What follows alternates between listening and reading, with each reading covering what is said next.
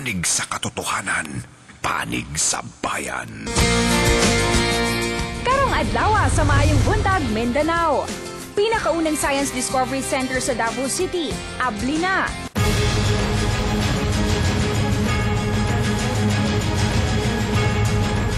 Sa News Patrol, usa ka sakop sa NPA, patay sa engkwentro sa Katiil, 5 kasakop sa militar, Samaran. Plebisito sa pagmugna og Davao Occidental, idungan sa barangay elections. Ug daghang Davaoenyo, buot mo salmot sa One Run One Philippines Fun Run sa ABS-CBN.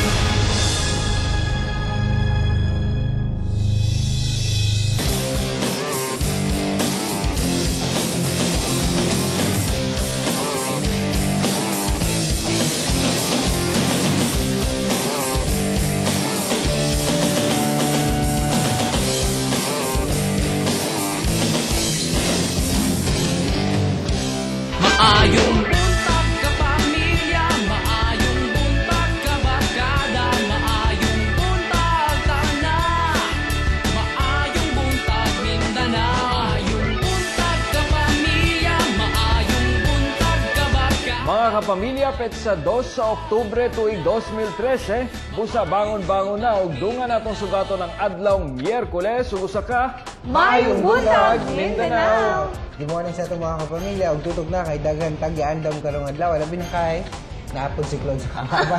So, siyempre, pila na lang makadlaw before Pasko? 85? 84 days to go before Christmas. Regalo na to. Diha. Maganda mo siya. Wow. Gandang magpuparasyon ng Siyempre, tuig. it's been a good year para kay Ernel. So, siya ang makakaroon. Ayehe. Asahan na muna, Nel, ha? Okay, sige.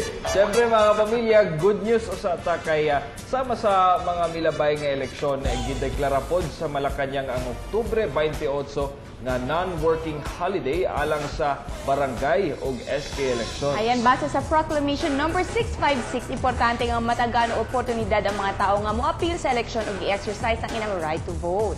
Sa pagkakaroon, wala paghihapon ipirmahan ng Presidente Benigno Aquino III ang bill sa pag-postpone sa sangguniang kabataan election. Yan. Pero syempre, at least, karon pa lang dahil panawagan sa nato itong mga kapamilya diya sa barangay nga mugawas ug muboto aron nga makapili kita og sakto sa mga lideres diya sa atong matag barangay. Siyempre, karon nga gipost na sa COMELEC ang mga precinct voters list na diya sa mga eskwelahan. So i-check na ninyo karon pa lang daan kung unsa nga presinto mo nga nasakop no. Adto na mo sa mga eskwelahan basig diha nga eskwelahan ug asa nga room mo boto karong Oktubre 28. So, sa laing bahin mga kapamilya, ato sang nalikyatan ng mga gipost sa atong mga ka-Facebook.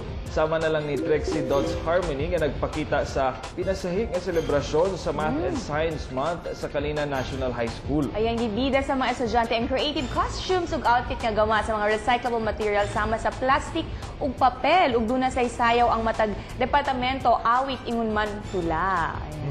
Pero ang daw fashion show ang kasaulugan sa Kalina National High School, ang Tugbok Central Elementary School Sped Center nagsaulog sa sasamang activity. Pero sa mga gipost ni Rodelyn Ilustre, gipaagi nila ang ilang selebrasyon sa tree planting. Makita sa mga pictures na mismo ang mga chikiting ang nananong sa kahoy. Siyempre, subay gihapon ka na sa kasaulugan sa Math and Science Month. Siyempre, September is Math and Science Month. Gani ang dito sa Mako National High School ang ilang pagsaulog sa kani nga kasaulugan gipagi na sa mga sayo-sayo. Sayaw nila, oo. Pero kanipod, good news gihapon kay sa atong 60 years Grand Kapamilya Weekend sa Brisa Malta. Makig-happening mga kapamilya kay karong Domingo, October 6. Dunay free movie screening pagka-alas 9 sa buntag featuring the hit Sister Racas. May tubo ka na sa The Food Choices 3rd floor. Pag-audto, bananta nila Maha Salvador, Aaron Villaflor o Brian Termulo alang sa ASAP Live Whip Around sa activity area sa Abriza Mall. Busa mga pamilya, ayaw pakyasa ug maki-join na sa atong 60 years Grand Kapamilya Weekend this weekend. Oo. Ready na ba mumudagan? Oh, of course. Karong Sabado mga kapamilya, ay kalimot ang atong One Run, One Philippines Sunday. Sunday. Diha sa Abriza Mall. And naatay medical mission diha sa on Saturday sa Chodoro Palmahil Elementary School. Makita-kita na gawas sa medical mission na pailain-laing ng mga services nato nga ihalad isip pasalamat sa 60 years sa Philippine TV. Pero mga kapamilya, but ba ninyong ma-amaze sa mga science discoveries kay Math and Science Month karon din sa Davao mga kapamilya, dunay pwede niyo isuro yung inyong mga anak or kamuba no, dunay world-class science center kana aton science at siyensya na po.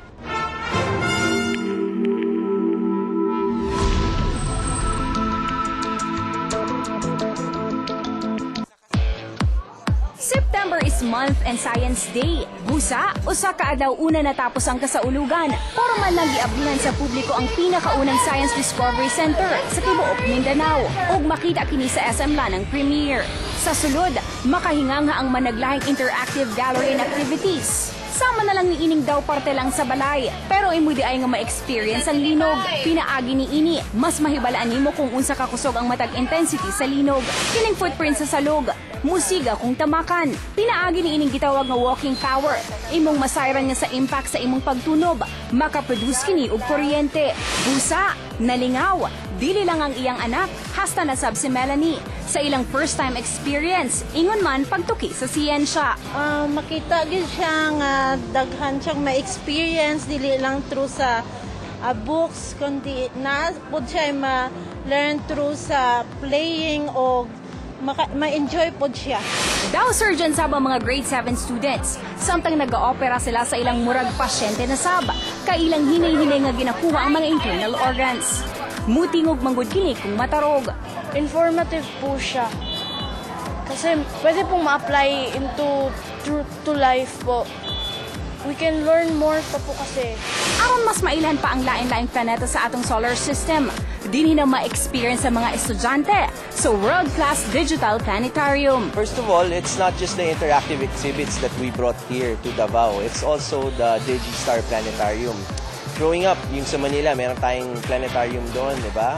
It's mostly mga constellations lang, mga stars. But this one plays full dome shows.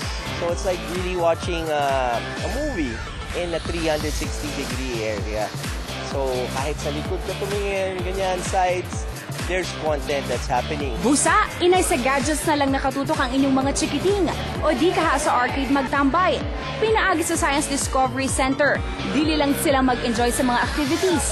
Makatuon pa sila mahitungod sa siyensya. Maayong